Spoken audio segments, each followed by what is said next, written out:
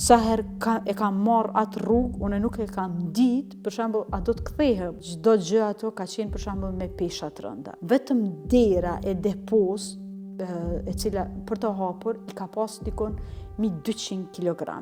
Dërsa unë, sipas letrave të mikut, e kam të ndaluar të prek peshat të rënda. Më ka rënë këto në këmbën e majt. Në atë moment nuk e di, sepse vetëm kam fillu me njëherë dhimbje dhe jam shtrirë, ku edhe sipas kolegu që ka qenë dëshmitar, e kam humbur vetdijen. Ka kohë që disa punëtorë të Trepçës janë duke shprehur pakënaqësi me menaxhmentin e kësaj ndërmarrje. E ndërtohet edhe Valdete Shabani, ajo konsideron se ndërmarrja Trepça i ka bërë disa shkelje të drejtave të punëtorëve, pasi që ajo shprehet që ka disa probleme fizike të cilat ja pamundsojnë lëvizje nga njëri sektor në tjetrin të kësaj ndërmarrje.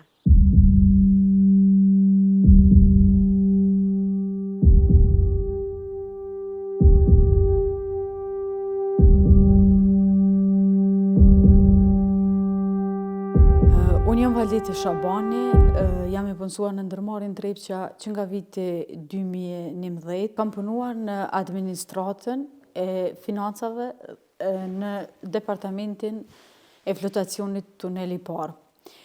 Nga shtatori i 2024-tës, unë vazhdoj të përballem, unë dhe disa kolegë të mi vazhdojmë të përballemi me disa padrejtësi nga menaxhmenti i Trepçës, i cili ka ardhur në menaxhem që nga korriku i vitit 2024.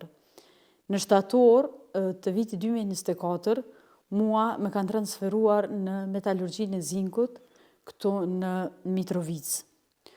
Unë kur kam shku në atë njësi, aty kanë qenë kushtet të tmerrshme dhe unë për atë transfer unë kam bërë një ankesë te komisioni i ankesave, gjithashtu kam drejtu edhe email drejt për drejt te kryeshefi, ku kam dashur një takim me të për t'i shpjeguar se unë kam disa probleme shëndetësore dhe nuk mund të qëndroj në këtë njësi ku më keni transferuar jo.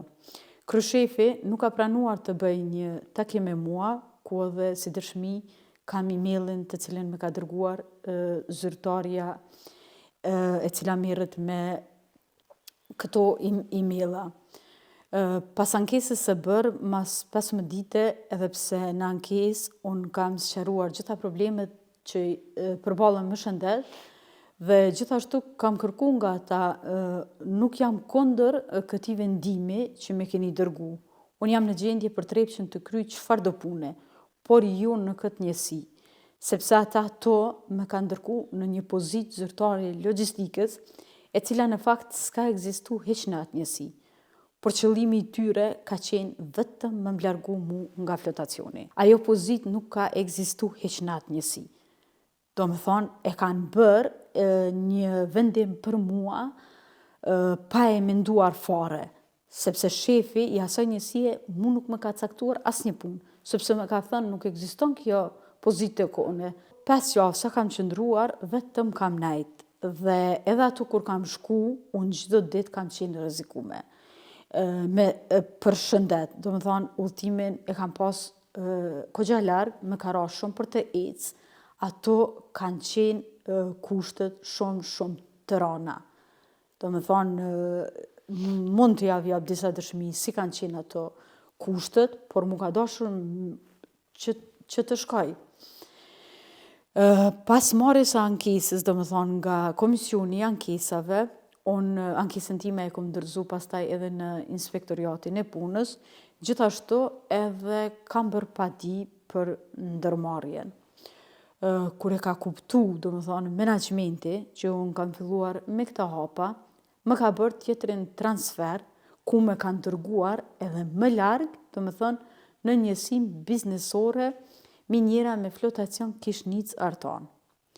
Gjendja eme, do më thonë, është rënduar edhe më shumë, sepse vështirësitë për udhëtim kanë qenë shumë të rënda deri atje. Çdo ditë sa herë kam shku, gjithmonë kam pas probleme. atje ka qenë një ambient që ndoshta sa herë e kam marrë atë rrugë, unë nuk e kam ditë, për shembull, a do të kthehem, sepse çdo kohë u kanë shumë vështirësi. Ka qenë depoja ku ka pas çdo gjë ato ka qenë për shembull me pesha të rënda. Vetëm dera e depos, e cila për të hapur i ka pas dikon 200 kg. Dërsa unë, sipas letrave të mjekut, e kam të ndaluar të prek peshat të rënda. Gjithashtu edhe të rrinë në ambiente të ftofta, i kam specifikat e mia për të cilat menaxhmenti e ka pasur. Ka qenë i njoftuar apo jo? Po, ka qenë i njoftuar, edhe pse ai në një intervistë e ka thënë se nuk kemi qenë të njoftuar, por kjo nuk është as pak nuk është të vërtetë. Ai këtë e ka bërë vetëm sa për t'i ikur përgjithsisht që e ka bërë këtë ndaj meje.